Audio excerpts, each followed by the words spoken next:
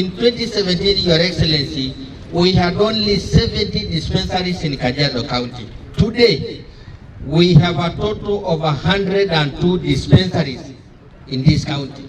Mukisikia 50 new hospitals, ni kumaanisha community nyingi ambazo hawakuwa na hospitali. Kama nyinyi leo watu wa Saina sasa wako na hospitali. So mutumie hiyo nafasi kujisajili kwa bima ya afya, ndio idadi yetu iongezeke ifike angalau 70%. We are now at about 50-52%.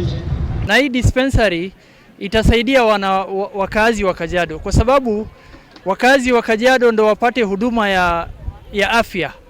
They have to go 4 kilometers outside Kajiado town. Nina furaha sana sababu ya hii hospitali, maana itatusaidia sana sababu imeletwa karibu na sisi. Kuna wakati huwa tunaenda kitambo tufike kule, na saa zingine mtu hana transport.